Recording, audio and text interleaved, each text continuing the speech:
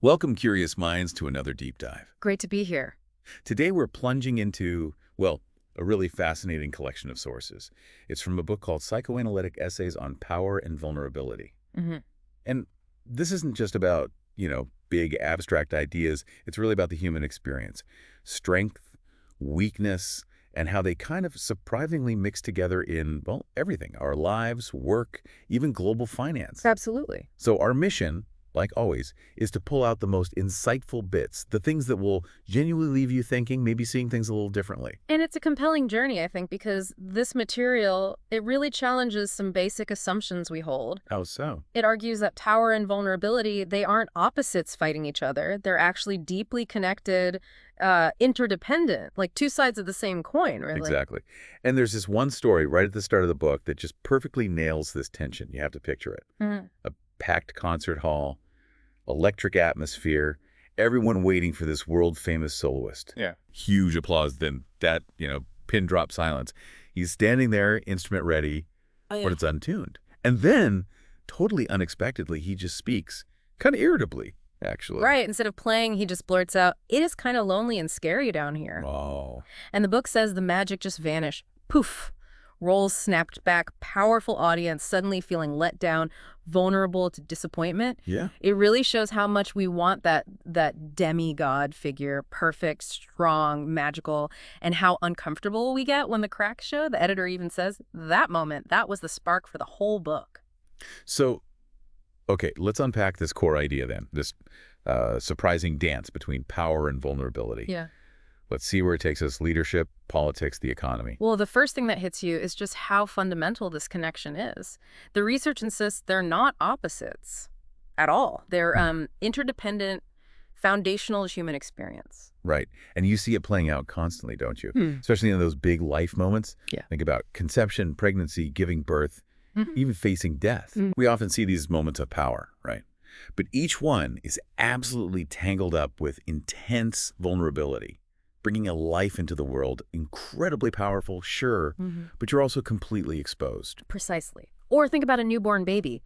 Powerfully pushed into the world, yes, but at the same time, facing this huge challenge just to exist, totally dependent. Yeah. The sources really drive home that our social systems, our organizations, they're built on this assumed pairing, too. And this is where it gets really interesting. Like, if power is just used as a shield, armor against feeling vulnerable, that can actually lead to abuses. Definitely. But the flip side is, if you've got vulnerability but no actual power to do anything about it, you end up kind of helpless. Yeah. Whether that's you as a person or a whole organization, they're not just linked, they're really, truly intertwined. And it's something we seem to get intuitively even as kids. The book points to this simple children's game where kids circle someone and chant, "He who is in the middle is afraid to be alone."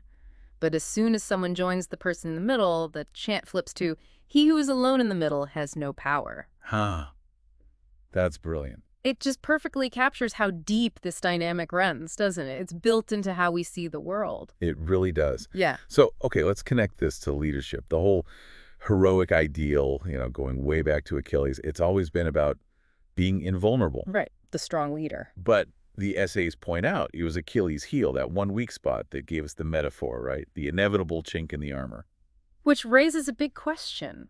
What happens when leaders try to hide that vulnerability, pretend it's not there? Yeah, what happens? Well, the research suggests real strength, authentic power, comes from being okay with your own vulnerability, being in touch with it, and with what others need. Trying to mask it often just comes across as fake strength. The book calls it whistling in the dark. Whistling in the dark, I like that. It doesn't really connect, does it? Yeah. And it's probably not very effective leadership. Not in the long run, no. And it's fascinating how our early life experiences shape this. The book gets into Bowlby's attachment theory. Ah, yes, Bowlby. Very important. How those first relationships with caregivers influence our ability to connect and trust later on. And these patterns are apparently super relevant for leaders, especially in really stressful jobs. Absolutely. There's this example of a head of a large children's home. Because she had what they call a secure attachment, low anxiety, low avoidance in relationships. She could actually be appropriately intimate, emotionally available with these severely disturbed teenagers. Wow, that takes strength. It does. She could meet their needs without getting overwhelmed herself or just pulling away. It shows how those early patterns can directly impact a leader's ability to connect, to empathize. And building on that, you've got Erickson's psychosocial stages, how we develop across our whole lives. That very first stage, basic trust versus mistrust, that's apparently critical for leadership potential. It makes sense. If you have that basic trust in yourself, in the world, you're more likely to trust others and, importantly, expect them to be trustworthy too. And the opposite. Well, the book notes that if a leader doubts their own legitimacy, their own ability, it can stop them from using their power effectively or making necessary changes.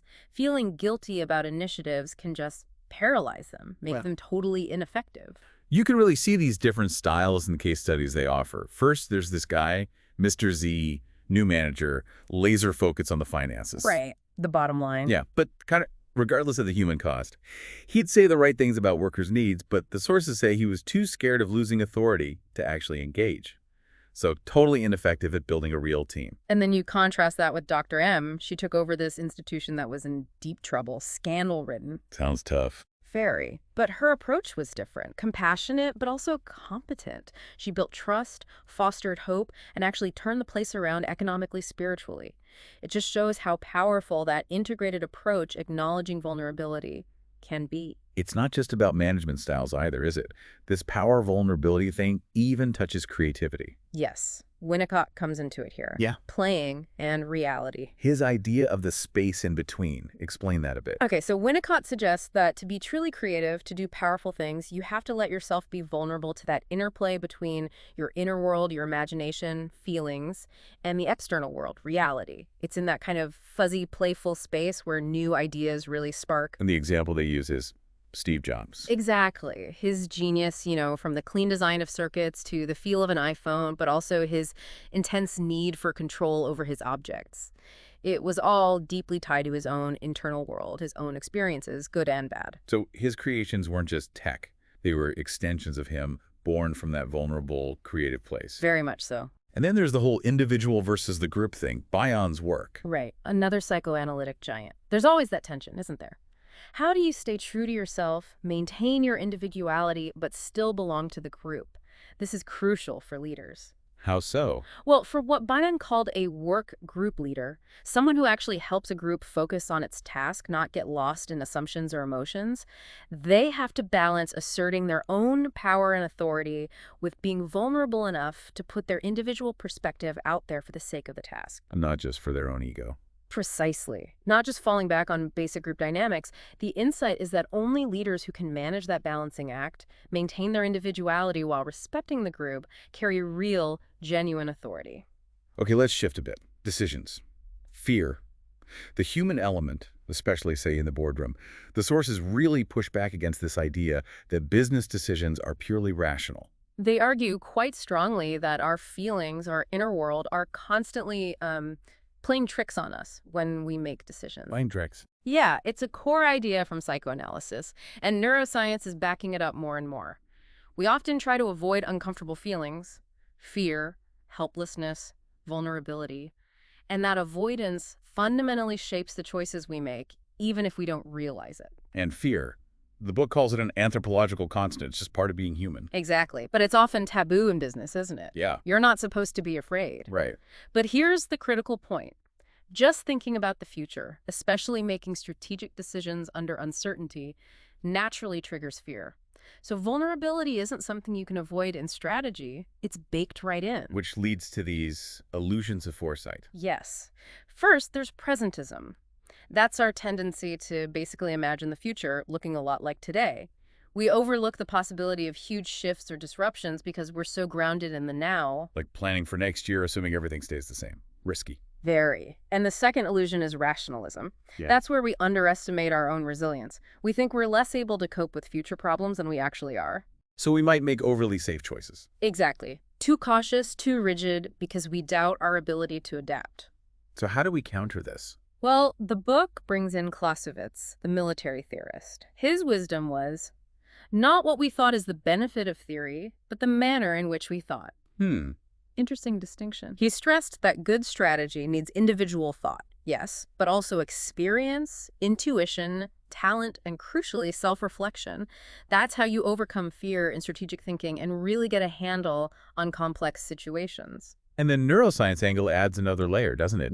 Even when we think we're being rational. Our emotional memory systems, operating through what neuroscientist Antonio Damasio calls somatic markers, are actually having the first and last say. Somatic markers, like gut feelings. Essentially, yes. Those physical sensations tied to past emotional experiences, they subtly guide our choices, often beneath conscious awareness. Our rational mind then creates a story to make the decisions seem logical. It's an illusion, the book says, that helps us live with our choices. So what's the way forward then, according to the sources? It comes down to fostering dialogic, self-reflective interaction among decision makers. Meaning creating spaces where people can actually talk openly about their subjective feelings, their fears, their gut reactions, confronting those cognitive biases together. And this is key, learning to critique the idea, not the person. That sounds difficult. It is. That fear of rejection is universal. But true, honest dialogue is seen as the best way to navigate the emotional undercurrents of decision-making. Okay. Now let's turn to maybe a darker side of all this. Yeah. Envy. Toxic relationships in organizations. Yes, the book tackles this head-on. Envy is often ignored in standard management thinking, but it argues it can be a really destructive systemic force. Systemic, not just individuals feeling jealous. Right. It can undermine productivity, ruin careers, poison the whole atmosphere. Its root is social comparison, which leads to feeling inferior, feeling that deep sense of injustice, we're called narcissistic mortification, a profound blow to self-esteem. Ouch. And managers can actually trigger this without meaning to. Oh, definitely. The sources list things like recruitment processes, performance reviews, promotions, how resources get allocated, even big changes like downsizing. All these common practices can stir up destructive envy if not handled carefully. So how do you protect against it? Well, the suggestion is that a healthy organizational culture needs to actively promote things like autonomy, diversity, respect, and crucially, balance competition with cooperation. Just acknowledging envy exists and understand what's power is the first big step. They mention some striking experiments too, don't they? Like money burning. Yes, really stark findings. Experiments where a majority of people chose to lose some of their own money just to make someone else lose more. Wow. That really shows how powerful those primitive emotions, envy, greed, fear can be, overriding even rational self-interest. Holding organizational life hostage, as the book puts it. It does, and this theme of toxicity carries over into care relationships. Oh, so? The sources explain how when powerful people dehumanize vulnerable people, it creates this toxicity that rules and regulations alone can't fix. It opens the door to abuse, to silencing anyone who speaks out. It's about the whole environment becoming corrosive. And part of the problem is this split between the personal and the professional. Exactly. When caregivers, say, separate their own feelings and experiences from their work role, empathy gets blocked.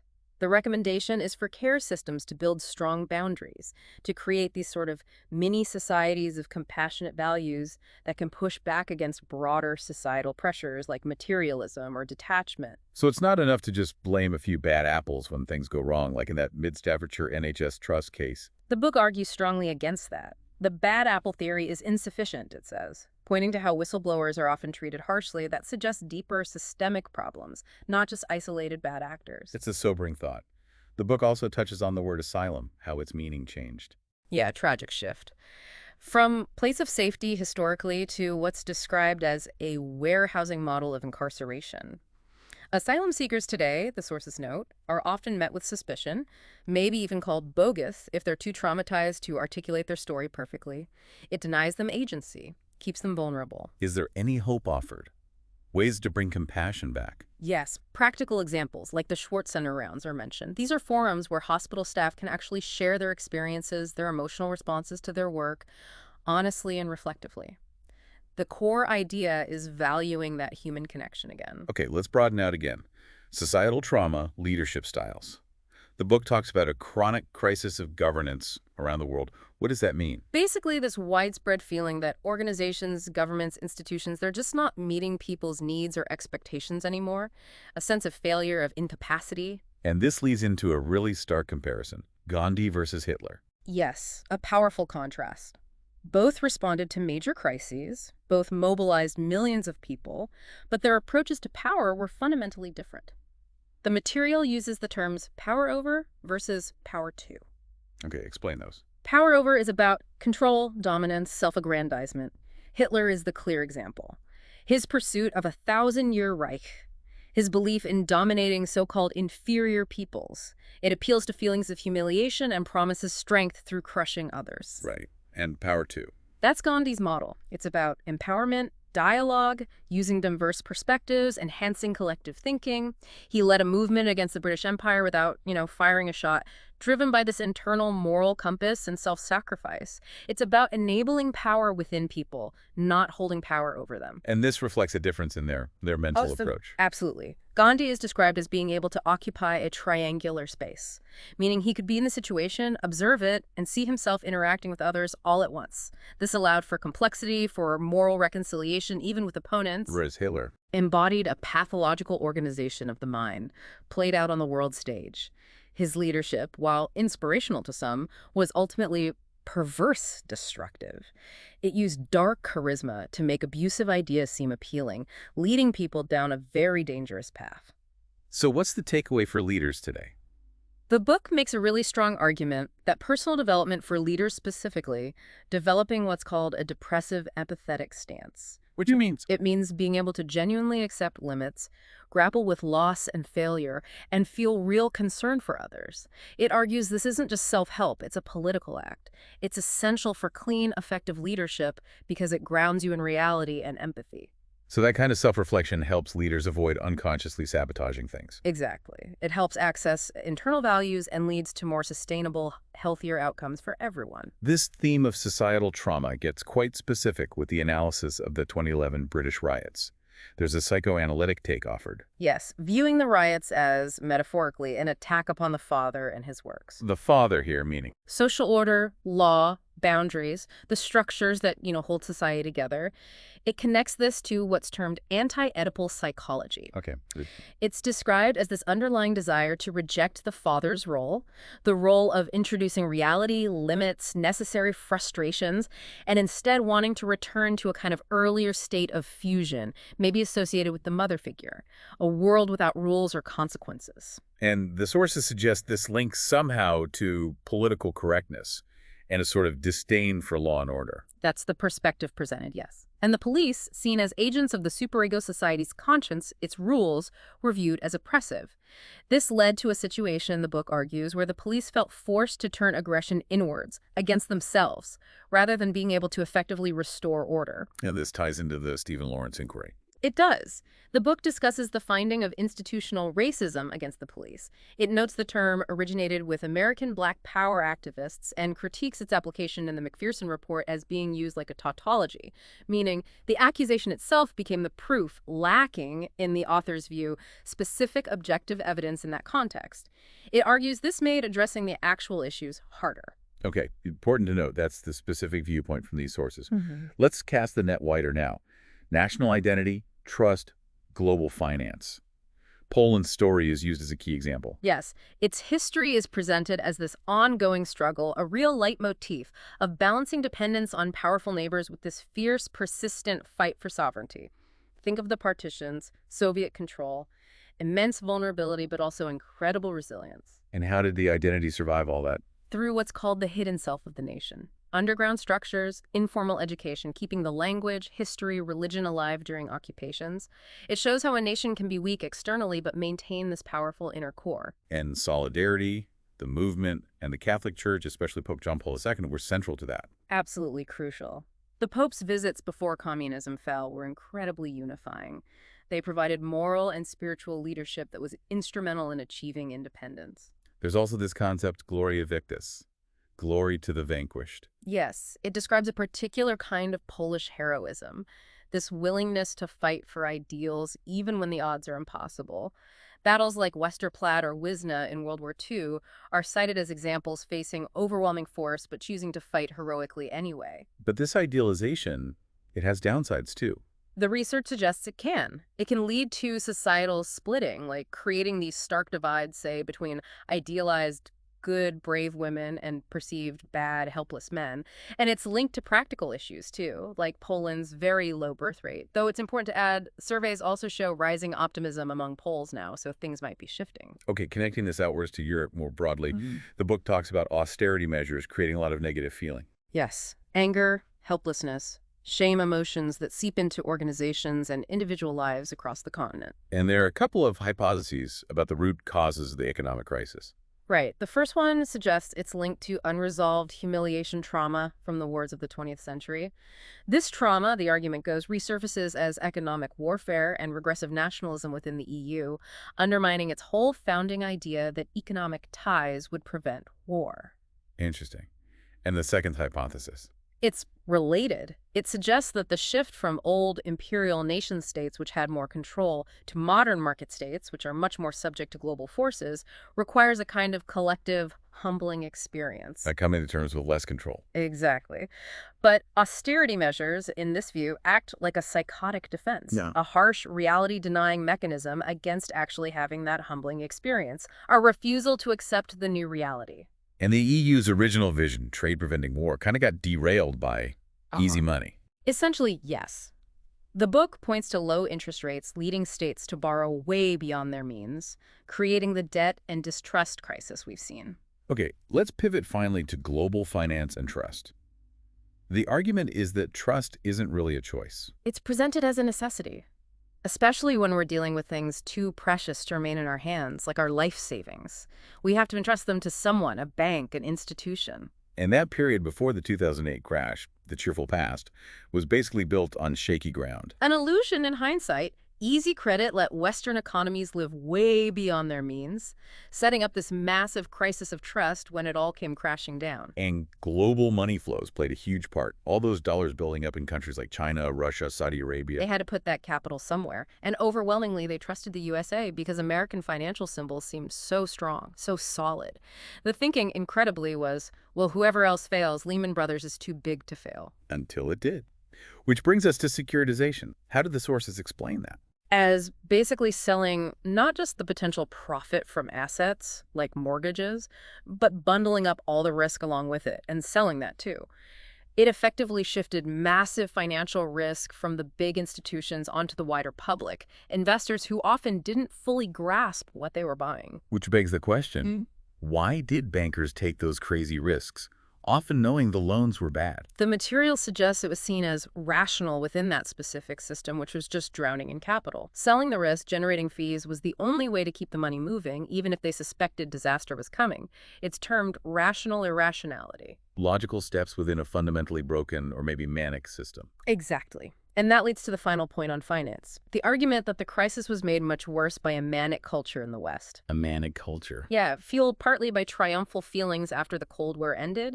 It led to excessive risk-taking, light-touch regulation, and this widespread denial of vulnerability, of uncertainty. Even warnings just seemed to provoke more risk-taking. Like a collective delusion of invincibility. Precisely, setting the stage perfectly for the crash. So after all that, what does this really mean for us? For you, listening? This whole deep dive into power and vulnerability, it really hammers home how these two forces are constantly interacting, doesn't it? Shaping our lives, our workplaces, global events. It really does. And what's so striking is the conclusion that mature, effective power seems to require accepting your own vulnerability. You can't have one without acknowledging the other. Not in a healthy way. Without that acceptance. Unchecked fantasies of being all-powerful, omnipotent can actually fuel really destructive behavior. Whether you're a leader making tough calls, a manager handling a team, or even a whole nation figuring out its place in the world, integrating both sides, the power and the vulnerability, seems absolutely crucial for real strength, for resilience. So it's not about choosing one or the other, not getting rid of vulnerability to be powerful. No, it's about finding that balance, that dynamic, ongoing balance between them. Yeah. This whole discussion makes me think about how often, as people, as societies, we fight against being humbled by reality. We put up defenses. Defenses that, ironically, can make us even more vulnerable in the end. Exactly. Which leaves us with a pretty big question, I think.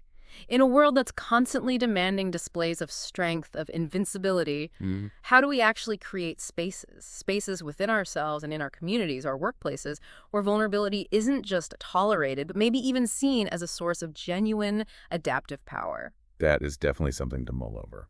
Food for thought until our next deep dive. Thanks so much for joining us.